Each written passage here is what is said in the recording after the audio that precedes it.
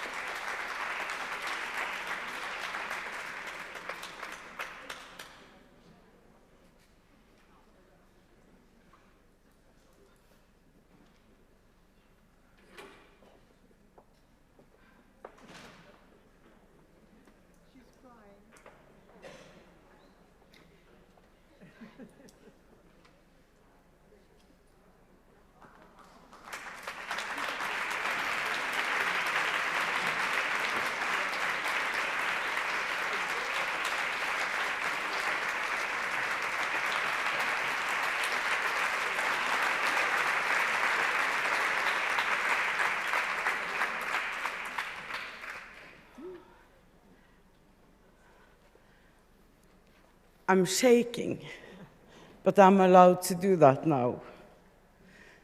Dear Maruzza, Silvia, Franca, and all dear participants, thank you so much for this.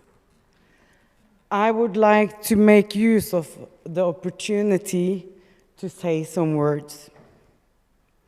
I cannot express how much this means to me standing here today.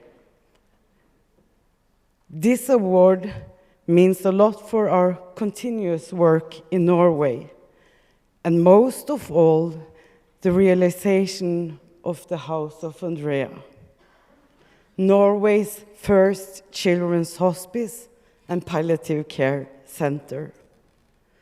Norway is a country that takes pride in its welfare system, but we are only now building our first children's hospice.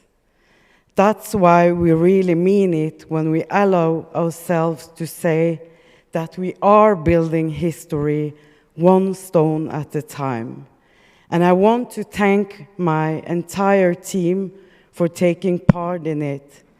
It's a hard work to, it's hard to put words what it means to me on a personal level, as the house is named after my beloved daughter, Andrea, who passed away 13 years ago. This award makes a milestone. The list of people that I have met on my road up until this point, many of them are present here today.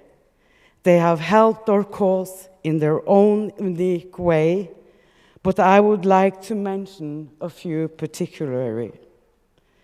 Thank you so much, Anne Armstrong-Daly from CHAI, John Marston, Sue Boucher, and Julia Downing from ICPCN, Julia Ling, the CEO of the EAPC, and President Christoph of EAPC.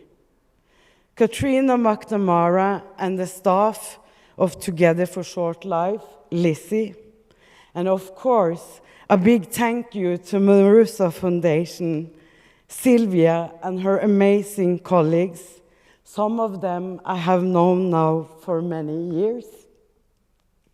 I want to thank Elizabeth Kubler-Ross Foundation, to Dr. Richard Hain, Sue Fowler-Carey, Ross Drake, Joanne Wolf, Myra Bluebone Langer, Stefan, Lorna, and Finn.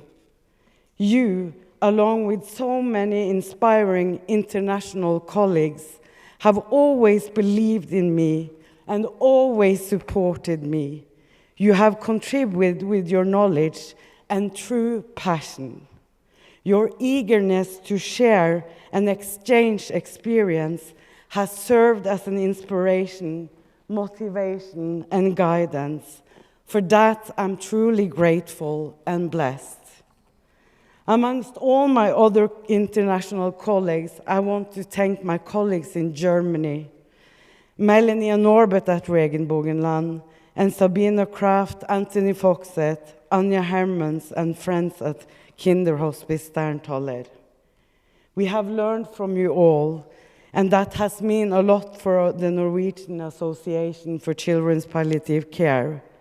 Looking back at all that you have given us, have reminded the importance of being friends, knowledge exchange, and sharing is really caring. The list is long, but I hope I didn't lose your attention yet. I must thank a few more people, my dear supporters and friends and colleagues back home in Norway. I would especially express my deepest gratitude to our patron Laila Dovey, who is joining me here today, who has been standing by my side since our beginning. It makes me proud to see the number of people who have joined our work, and our journey grows every day. From Norway, we are 48 people here today.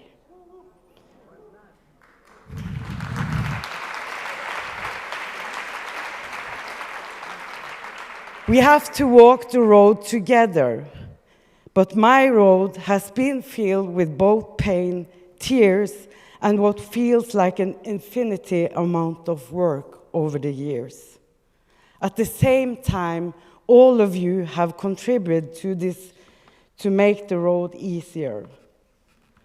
Last, but at least, there are those who have contributed to my journey on an even deeper level than all others, and who deserves a special place. I want to say thank you to my daughter Bella, who is here with us today. A true rock in my life, who has been through it along my side, and who understands, of course, in a deeper than most other, as she put it herself. My life as a sibling would be completely different if there existed a children's hospice at that time I lost my sister. Bella, who, despite her young age, has experienced so many of the darker side of life, and yet managed to be the light in so many other people's life, and who always keep faith and positivity when even mommy has to work just a little bit longer, because she knows the meaning and importance of our work more than everybody else. Thank you, Bella. Thank you so much to all of you. I could go on with names and names. There are so many people more out there, and I will never, ever forget what you have given me in our work. Without you wonderful people, nothing would have been possible. The pain I have felt along the journey can never make up for this price, but it strongly represents what the pain has led to. It was painful both to me, for me and Isabel, to see her sister drive away from another, from death to the other part of the world. Her death was the start of this entire journey for us, and it was the spark that since has become the big fire. We have worked tirelessly ever since to make sure that the pain and everything that we learned from is at some point could turn something good for others.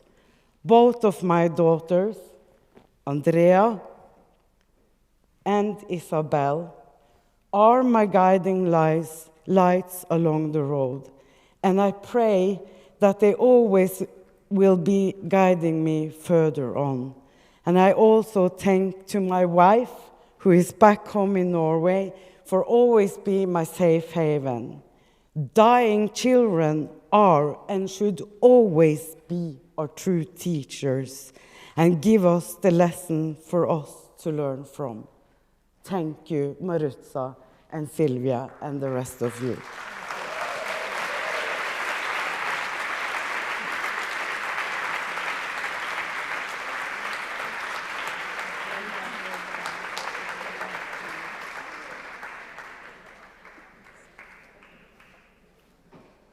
So.